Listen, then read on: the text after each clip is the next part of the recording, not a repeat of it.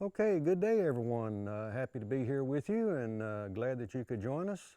What I'd like to do is tell you a bit about myself. My name is Dusty Bruns. I've been involved with prescribed burning since about 1975, so I've been doing it a while. In 1975 I was working for the Soil Conservation Service in the Rio Grande Plains, and I'd read about prescribed burning when one of the ranchers that we were working with came in and asked me if I'd like to go see a prescribed burn. Well, yes, I would. And so he picked me up, took me out to his place. He had a 400-acre pasture that had switch mesquite. That's mesquite that grows about head high. And he had a lot of cactus in the pasture. Well, he wanted to burn that pasture off.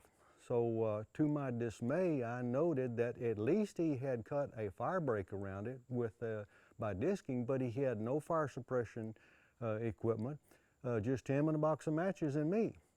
And at least he lit a backfire, let the backfire burn into the area, and then he went ahead with a head fire. This is 400 acres. It caused quite a bit of smoke, just scared the bejesus out of me. And I thought, man, I'm not going to ever get involved with prescribed burning again. But about a year later, I went to work for the Department of Defense in land management at the Camp Bullis training site for the Army. Camp Bullis is about 28,000 acres in size, and they did have quite a bit of training area.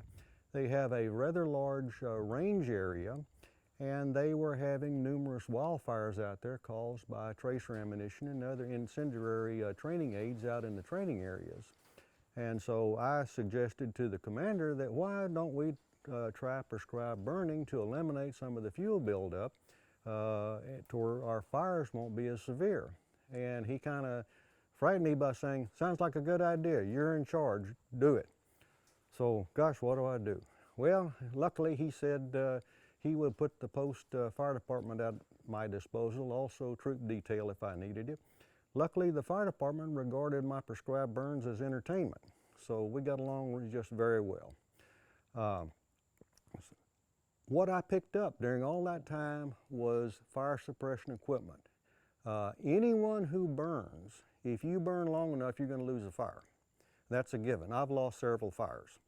The trick is, or the good thing is, I always had enough manpower and fire suppression equipment on hand to recapture fire to where I never did have to call for outside help. So let me talk to you a little bit about fire safety and suppression equipment. Now the main thing is know your own physical capability, your own shortages. Know your capability, know your limitations. I'm in my mid-70s. I can't pick up this backpack sprayer with 5 gallons of water in it that weighs about 45 pounds and carry that up and down a hill anymore. I'm not going to do that. If you've got some older gentlemen or ladies in your fire crew, put about 3 gallons of water in those things. They're a lot easier to carry. But know your own physical limitations. If you have a burn crew of, let's say, 4 people, burn boss and 3 helpers, and one of the helpers goes down, sprained ankle, broken leg, horn area, whatever, it's going to take those other 2 helpers to get him to safety. That means your crew went from 4 people down to 1 person, and that 1 person is going to get awfully nervous. So know your limitations. You're going to have to use personal protective gear, and I'd like to show you some of that. For years I used a Nomex flight suit that I acquired at Camp Bullis. The material does not burn, it will char but it will not burn. Protects you from fire should you get caught up in a fire. Now a better thing to do would be to buy a Nomex suit, and they come in different colors. Yellow is the color you want. For many years, Rufus Stevens used a yellow fire suit, and they got to calling him Big Bird, but we could always tell where Rufus was because you could see that color out there. This served me pretty well, but on the other hand, if something happened to me and I fell down in the grass, it'd take you a while to find me. So I began wearing an orange helmet to where you could see exactly where I was at any time. Wear a helmet or a good felt hat, something that protects your head. Going underneath trees or through the brush, if you get the slightest scratch on your head, it's amazing how much a head wound will bleed. So wear some kind of protective gear. Leather gloves are a must to keep your fingers from burning. And let's see what else. Good leather shoes, or you can wear cotton clothing like I'm wearing right now. Cotton will char and burn a little bit, but you can put it out. Do not wear synthetics because they will melt and stick to your skin. That's the worst thing you can do. Oh, let's see what else.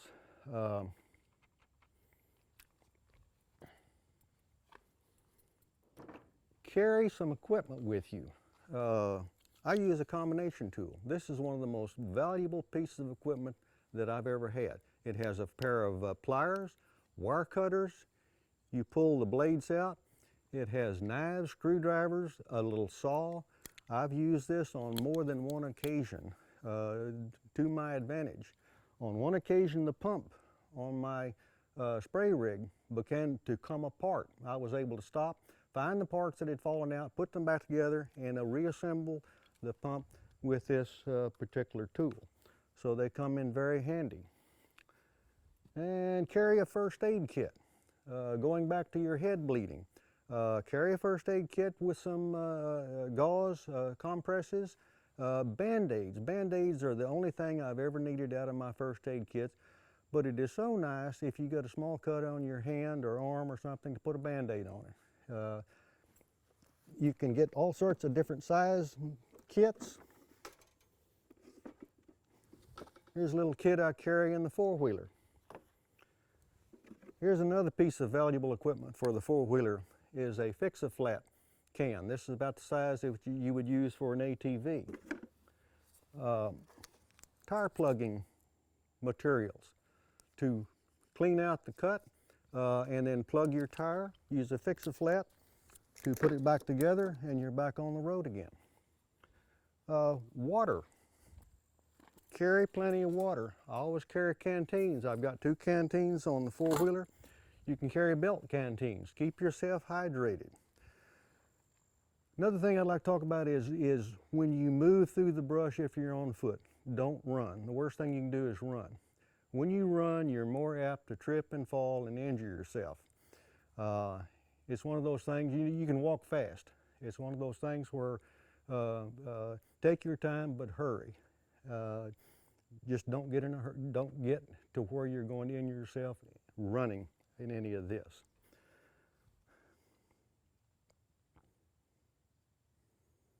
Burning is not without risk. As I said before, anyone who burns long enough is going to lose fire sooner or later. So let's talk about suppression equipment. This four-wheeler is probably one of the most valuable pieces of equipment that I've ever had. You can zip back and forth along the fire breaks, monitoring the fire as it progresses. And I've got a 10-gallon water tank on the back. If we have any jumps, I can attack it quickly. I can get there quickly, I can attack it quickly. 10 gallons of water will go a long way if you attack the fire in a very cautious manner. You can generally hold a fire that has escaped until a bigger truck can get there. But don't get too big of a tank. This one is 10 gallons. Full of water, the pump and everything, the whole rig weighs about 90 pounds. 90 pounds or 100 pounds is about all you want to put on the back of a four-wheeler. This is an intermediate size four-wheeler. It's a 400cc. I'd hesitate to put one on a smaller one. Some of the bigger ones, yes, you can do that. But don't get too big of a tank on the back. The problem is you go up a steep hill with excess amount of weight on the back, they'll flip over backwards. I've seen people have 25-gallon tanks on the back of these. They've turned the things over so they put the 25-gallon tank on the front of the machine, which means you can't exactly see where you're going, and it alters the steering adversely. So kind of match your tanks to what you're going. In the same respect, I've got a 125-gallon tank on this half-ton pickup. A 125-gallon tank with the pump and everything, that's approaching something like 1,400 pounds. That's a pretty good load. By the time you put your other equipment and manpower on the truck, 1,400 pounds load on a half-ton pickup is about all you want to put. Remember, you're going through some rough country, and don't try to stress the truck any more than you have to. If you go to a larger tank, try for a 3/4 ton truck. This is an old truck I bought for $3,500 some years ago. It is more than paid for itself as a fire vehicle, a homemade fire truck vehicle. I can also put a portable welder on the back at other times of the year when I'm doing fence work. You can find all sorts of use for secondhand four-wheel drive trucks. I'd like to talk more about some of the equipment. They call these suppression units slide-in units, and because they slide in, remember they can also slide out if you go up a steep hill. This one has a receptacle that fits over the gooseneck hitch to where it does not move once you put it in there and fill it with water. It's got a gasoline engine on the back that I can start up. And when you do this, always start your engine before you start the fire. Make sure that engine is going to start, that it's warm and ready to start. Restart if you need it. Some of these slide-in units have a small on-demand electric pump. Those are sure nice to have. If you're shopping for a unit, try to get one that has both the gasoline engine for long duration and the on-demand electric pump for little short, minor applications of water. I like to have two of everything because generally something will go down. It's always been my luck, something will go down, I want a spare. Speaking of spares, I've got 2 spare tires on this truck. It didn't cost much to get another spare tire. One of the worst feelings you can have is get out at a fire and have a flat. You put your spare on there and you realize, I don't have another spare. Well, I don't have that problem. With 2 spares, they were cheap enough. Jacks. The jack that comes with your vehicle, you might as well throw those away. I put hydraulic jacks in my trucks, but even then it's a horrifying sight to get in your pickup or have a flat, start jacking it up and watch the jack disappear into the ground below the truck. People say, well, carry a couple boards in there to put underneath the jack. Yeah, I can do that, but generally the boards get thrown out sooner or later. So I bought high lift jacks. These are not the safest jacks in the world, but they will pick a truck up, and they'll support quite a bit of weight. To me, that's cheap insurance. Drip torches. I have 2 drip torches. One is in the front of the truck. The other one is mounted on the four-wheeler. I like to have 2 of them. I went under a tree one day, a low limb. I ducked, the drip torch didn't, and I broke the head off. Well, I can go back and get the other drip torch and use it. There's a little gasket that goes in the head of those drip torches. Buy an extra gasket, and you have to buy specifically for the particular drip torch that you have, because they will swell up with fuel over the period of years. They will pop out, and no amount of pushing and poking and bad language will make them go back in. So always carry an extra gasket for those drip torches to keep that in operation. Drip torch fuel, I use a mixture of gasoline and diesel, probably 1/4 gasoline, 3/4 diesel. You want just enough gasoline to get that diesel to ignite. Just don't overdo it.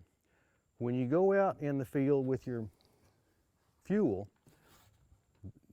a yellow container generally means diesel. I put my drip torch fuel in it. It'd be better if I had a metal safety can, but label what's in these. The worst thing you can do is unscrew the cap and sniff to see what's in there. Always mix your drip torch fuel ahead of time. I made a mistake one time. I had gasoline in one can and diesel in another, and told my assistant to fill my torch. Well, he grabbed the gasoline can and filled it up with pure gasoline, so that was a little exciting for a while. So mix your stuff before you even go out there. Label again. Label everything you've got. That one is gasoline, extra gasoline for the pump motor. You can make a funnel out of, if you're frugal like me, make a funnel out of an old gallon jug.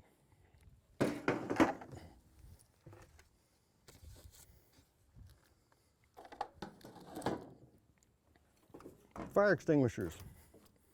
Chemical fire extinguishers are valuable to have because you're dealing with fuel, gasoline engines, gasoline equipment.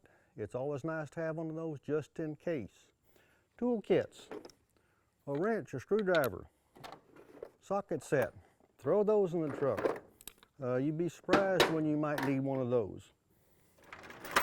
Also carry a chain.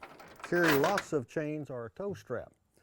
We had one rancher's significant other go out to observe us. She drove the pickup into the swamp and got stuck. We pulled her out, and I'll be dang, she went around the other side and drove in the other side and got stuck.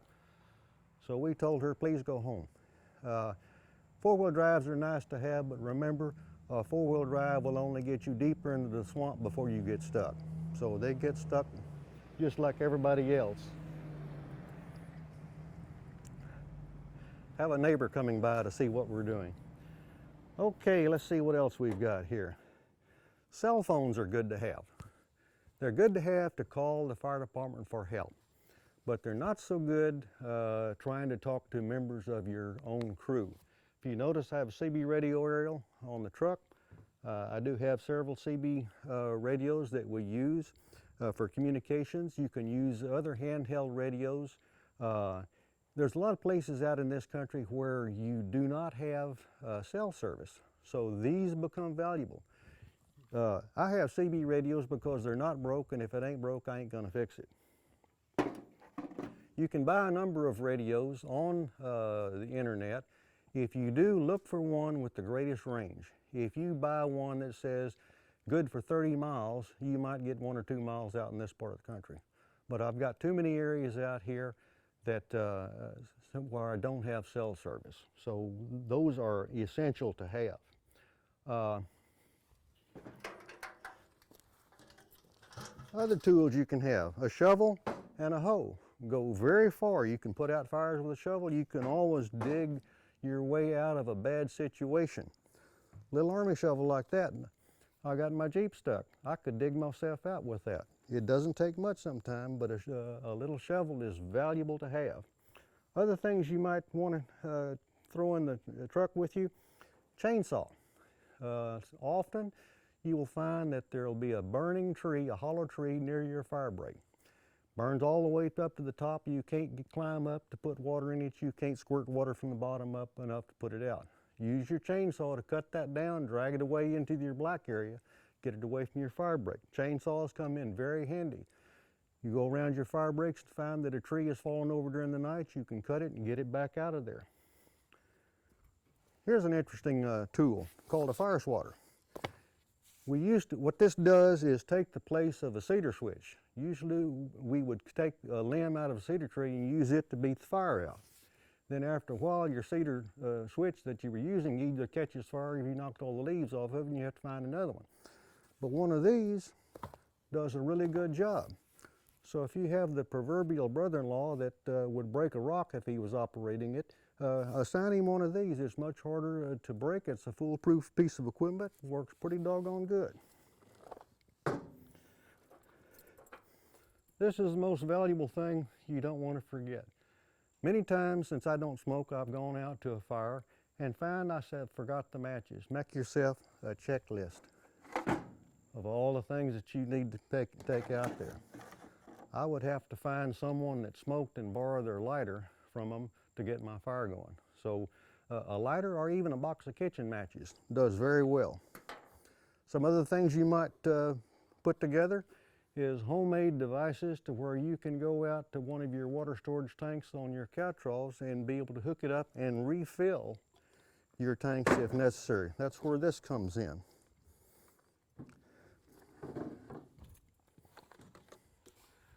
Leaf blower. These work great. They're a lot lighter than carrying an Indian backpack sprayer, and in most cases you can go along and actually blow the fire out like you would be blowing out a candle. Carry extra fuel for your leaf blowers. But these work, they're a lot lighter, and I'd much rather carry one of these than an Indian sprayer. We have signage. This is a valuable thing to have. On one burn we were at, I called the dispatcher, and always call the dispatcher at your county, tell them what you're doing, where your fire is, so that they don't start sending fire trucks out. I called the dispatcher, said we've got a prescribed burning going, and I have a sign up that says prescribed burn, do not report. Dispatcher says, oh, thank you, sir, thank you. That eliminates about 90% of the calls where they see a big cloud of smoke. Let me see what else I have here.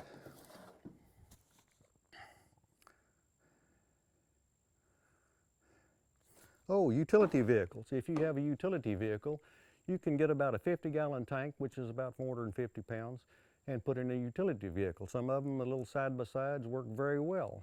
They also work as a quick response vehicle. They do very well at quick response. And gosh, I think I've about covered everything that I wanted to cover. Let me look and see.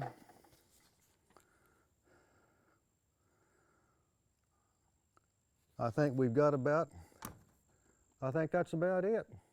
So we'll see if anyone has any questions after a while, and I'll do my best to answer them.